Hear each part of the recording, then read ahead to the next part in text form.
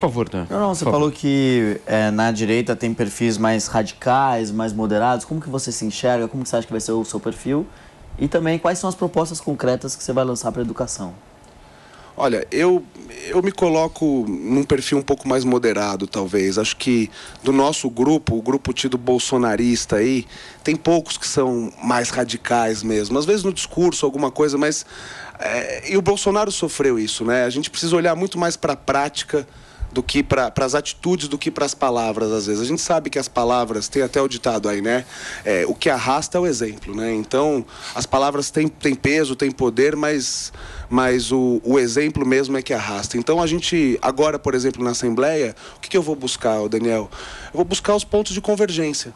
Porque não adianta, durante a eleição, a gente expõe as divergências para que a população possa tomar uma decisão. Agora, por exemplo, eu tenho deputados do espectro totalmente oposto ao meu, Gianazzi, professora Bebel, por exemplo, no assunto de educação, que discordam de coisas diametralmente. Não adianta eu discutir com eles, por exemplo, pronome neutro. E nem é a discussão mais relevante do momento. O que eu vou discutir?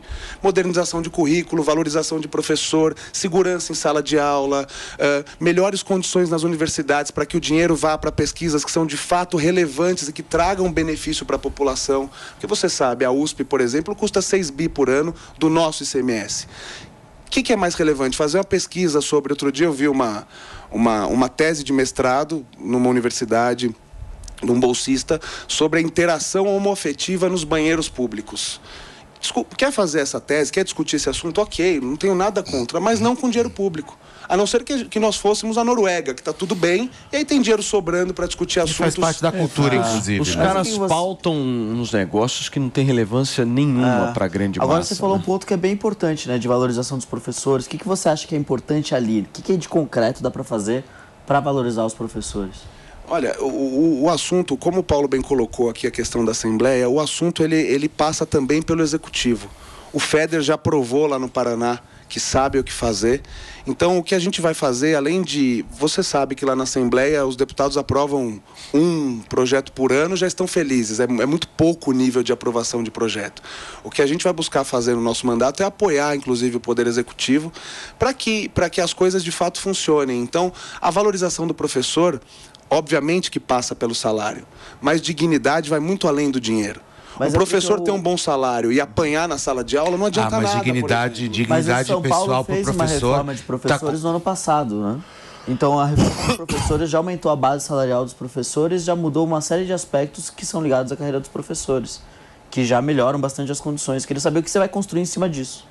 Exatamente, é o que eu estou falando. Não adianta ter só dinheiro, né? A gente precisa melhorar o salário dos professores, sem dúvida. Eu cheguei agora, meu primeiro mandato, eu vejo a deferência com a qual eu sou tratado na Assembleia. É militar batendo continência, é prioridade para entrar no elevador e etc e tal.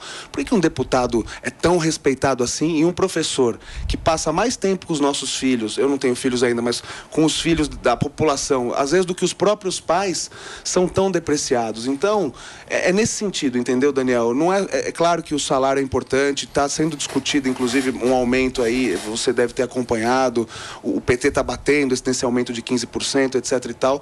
A gente precisa trazer também dignidade e condições de trabalho. Mas a dignidade está completamente atrelada ao dinheiro e ao ganho também, né? Também. Porque eu acho importante o que você disse sobre essa questão da segurança do professor dentro da sala de aula, enfim, mas a gente não pode, por exemplo, eu acho que normatizar a questão principalmente da dignidade do professor se a gente não leva também para a questão da grana, né? Porque o professor precisa.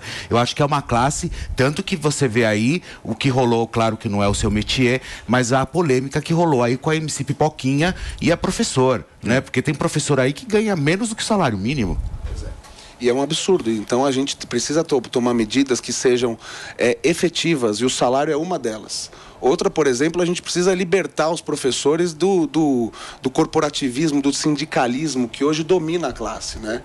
Houve durante o governo do Bolsonaro muita mudança nesse sentido dos sindicatos, enfim, mas os professores ainda são, na minha humilde opinião, reféns do sindicato, da POSP, que usa eles como massa de manobra, assim como é feito no movimento do Sem Terra e em tantos outros. A esquerda tem esse viés, né, de trazer, de agrupar. Nesse caso específico da educação, o Bolsonaro errou muito, né? Não é à toa que foram 5 trocas de ministros. Como é que você vê isso? Tem algo palpável para tirar do governo Bolsonaro em relação à área da educação? Tem, eu acho que foram situações muito complexas pelas quais ele passou, né? O Ministério da Educação, assim como alguns outros, como o do Meio Ambiente, por exemplo, são os ministérios mais esquerdizados, digamos assim. Então, é mais difícil mesmo. Eu entendo que seja mais difícil mesmo você promover mudanças. Mas tiveram algumas coisas, por exemplo, a questão do FIES, né? Das dívidas dos alunos durante a pandemia, etc e tal. E é o que eu falei, às vezes nem sempre é o que você faz, mas é o que você tenta evitar que façam. O que aconteceu no Brasil, que na minha opinião, eu respeito muito as vítimas do Covid, tudo o que aconteceu, mas na minha opinião foi muito grave e foi utilizado também como massa de manobra. Os nossos alunos ficaram quase 2 anos sem aula. Em nenhum lugar do mundo isso aconteceu. A grande imprensa e a extrema imprensa passava informações erradas. Na maioria dos países, os alunos voltaram a estudar muito antes do que no Brasil. Então, é uma situação realmente muito complexa, tem muita política envolvida na educação. E eu acho que isso é errado. A gente tem que trazer a educação para o assunto mais técnico e menos político. E deputado, se só puder fazer uma última pergunta sobre educação, que agora tem o governo Tarcísio, né, com o Renato Feder, estão fazendo aí, começando um ótimo trabalho. Queria saber o que você acha, né? Você falou mesmo da importância desse tema ser mais técnico. O IDEB é um indicador que mede qualidade no Brasil.